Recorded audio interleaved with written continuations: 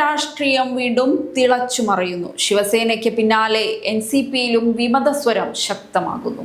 27 വർഷങ്ങൾക്ക് ശേഷം ശരത് പവാർ വീണ്ടും കോൺഗ്രസിലേക്ക് മടങ്ങുമെന്ന അഭ്യൂഹങ്ങൾക്ക് ചൂടേറുന്നു. അജിത് പവാറിന്റെ പിളർപ്പിനു പിന്നാലെ വീണ്ടും പാർട്ടി രണ്ടായി പിരിയുമോ?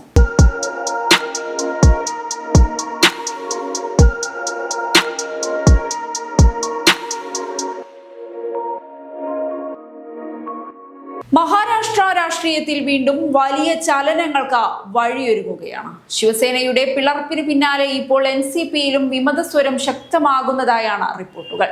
ഇതിനിടെ പാർട്ടി വീണ്ടും പിളരുന്നതിൽ നിന്ന് രക്ഷിക്കാനുള്ള ശ്രമത്തിന്റെ ഭാഗമായി കോൺഗ്രസുമായി ലയിക്കാനുള്ള സാധ്യതകൾ ശരത് പവാർ സജീവമായി പരിശോധിക്കുന്നുവെന്നാണ് ദേശീയ മാധ്യമങ്ങൾ റിപ്പോർട്ട് ചെയ്യുന്നത്.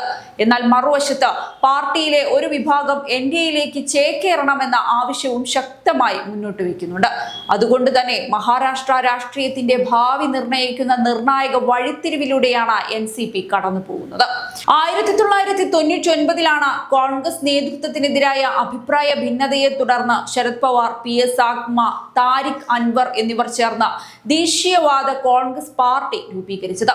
സോണിയാഗാന്ധിയുടെ വിദേശ ജനന വിഷയത്തെ ചൂണ്ടിക്കാട്ടിയായിരുന്നു അന്ന് കോൺഗ്രസിൽ നിന്ന് വേർപിരിയൽ.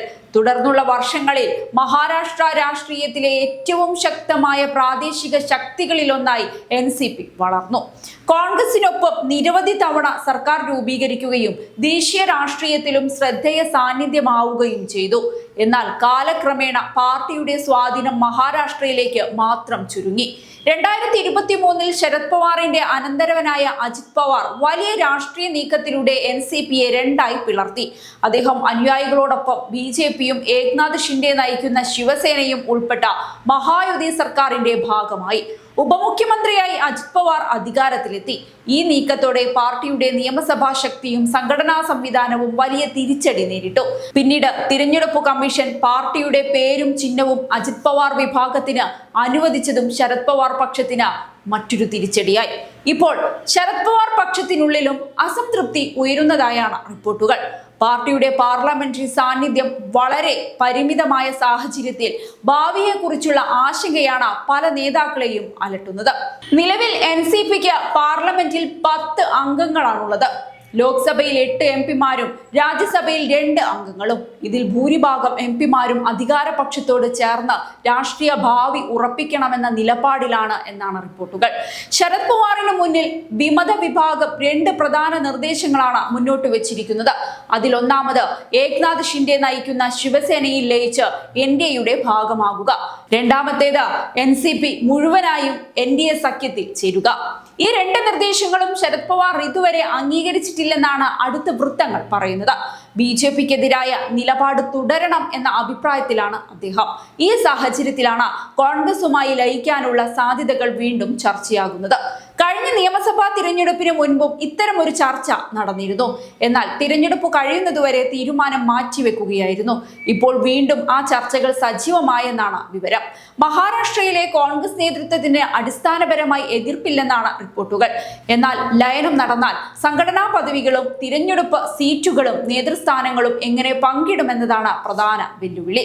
NCP ലയിച്ചാൽ കോൺഗ്രസിന്റെ സംസ്ഥാന ഘടകത്തിൽ ആഭ്യന്തര അസംതൃപ്തി ഉയരാൻ സാധ്യതയുണ്ടെന്ന ആശങ്ക ഹൈക്കമാൻഡിനുണ്ട്. വർഷങ്ങളായി പാർട്ടിക്കായി പ്രവർത്തിക്കുന്ന നേതാക്കളും NCPയിൽ നിന്നെത്തുന്ന മുതിർന്ന നേതാക്കളും തമ്മിൽ സ്ഥാന വിതരണത്തിൽ തർക്കമുണ്ടാകുമോ എന്നതാണ് പ്രധാന ചോദ്യം. അതേസമയം മഹാരാഷ്ട്രയിൽ BJPയെയും മഹായുതി സഖ്യത്തെയും നേരിടാൻ കോൺഗ്രസും ശരത് പവാർ വിഭാഗവും ഒരുമിക്കുന്നത് പ്രതിപക്ഷത്തിന് വലിയ രാഷ്ട്രീയ ശക്തി നൽകുമെന്നും വിലയിരുത്തലുണ്ട്. ഉദ്ധവ് താക്കറെയുടെ ശിവസേന പിളർന്ന് ഏക്നാഥ് ഷിൻഡെ വിഭാഗം അധികാരത്തിലെത്തിയതും പിന്നീട് നിരവധി MP-മാരും MLA-മാരും ഷിൻഡെ പക്ഷത്തേക്ക് ചേക്കേറിയതും NCPയിലെ നേതാക്കൾക്ക് വലിയ രാഷ്ട്രീയ സന്ദേശമായിട്ടുണ്ട്.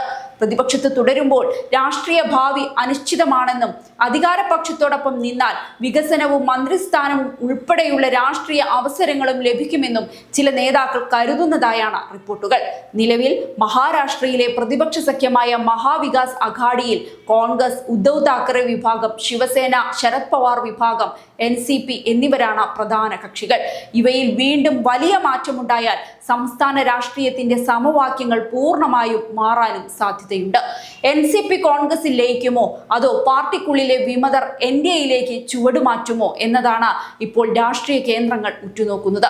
മഹാരാഷ്ട്രയിലെ പ്രാഥമിക ചർച്ചകൾ പൂർത്തിയായ ശേഷം റിപ്പോർട്ട് കോൺഗ്രസ് ഹൈക്കമാൻഡിന് സമർപ്പിക്കുമെന്നാണ് വിവരം.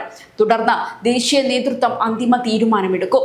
അതേസമയം ശരത് പവാർ ഏത് തീരുമാനമാണ് സ്വീകരിക്കുന്നത് എന്നതിനെ ആശ്രയിച്ചാകും മഹാരാഷ്ട്രയിലെ പ്രതിപക്ഷ രാഷ്ട്രീയത്തിന്റെ ഭാവിയും 2029 തിരഞ്ഞെടുപ്പ് തന്ത്രങ്ങളും രൂപം കൊള്ളുക.